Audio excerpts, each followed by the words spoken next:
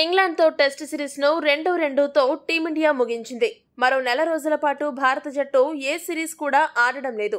September 9న మొదలు కానున్న Asia కప్తో టీమిండియా షెడ్యూల్ మళ్లీ వరుస మ్యాచ్లతో బిజీగా మారనుంది. టీ20 ఫార్మాట్లో జరగనున్న ఆసియా కప్కు ఆగస్టు 3వ వారంలో బీసీసీఐ స్క్వాడ్ను ప్రకటించనుంది. అయితే ఈ ఆసియా కప్ కోసం భారత స్టార్ బ్యాటర్, వికెట్ కీపర్ అందుబాటులో ఉంటాడా?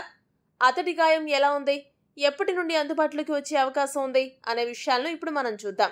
ఇంగ్లాండ్తో జరిగిన 4వ టెస్ట్లో బ్యాటింగ్ చేస్తూ క్రిస్ వోక్స్ బౌలింగ్లో గాయపడ్డ wicket keeper batter Rishabh Pant ఇంకా గాయం నుండి పూర్తిగా కోలుకోలేదు. ఆసియా కప్ టోర్నీకి పంత్ దూరమవడం ఖాయంగా కనిపిస్తుంది. ప్రస్తుతం వెల్లడించిన సమాచారం ప్రకారం పంత్కు సర్జరీ అవసరం లేదని వైద్యులు చెప్పారు. కానీ పూర్తి స్థాయిలో కోలుకోవడానికి కనీసం 6 వారాలు విశ్రాంతి తీసుకోవాలని సూచించారు. ఇక సెప్టెంబర్ 28వ తేదీన జరిగే ఫైనల్తో ఆసియా కప్ ముగుస్తుంది. అక్టోబర్ 2, అక్టోబర్ 14 మధ్య స్వదేశంలో వెస్టిండీస్తో భారత్ 2 టెస్టులు ఆడనుంది. ఈ సిరీస్లో కూడా పంత్ బరిలోకి దిగేది అనుమానంగానే కనిపిస్తుంది. ఎందుకంటే గాయం నుండి కోలుకున్నాక పంత్ పూర్తి స్థాయి ఫిట్నెస్ నిరూపించుకోవాల్సింది కాబట్టి పంత్ వెస్టిండీస్ సిరీస్కు కూడా అందుబాటులో ఉండడు. అక్టోబర్ నెలలోనే భారత జట్టు వన్డే, టీ20 సిరీస్ కోసం ఆస్ట్రేలియా పర్యటనకు వెళ్లనుంది. ఆసీస్తో జరిగే 3 వన్డేలు, 5 టీ20ల సిరీస్తో పంత్ రీ-ఎంట్రీ ఇచ్చే అవకాశం ఉంది.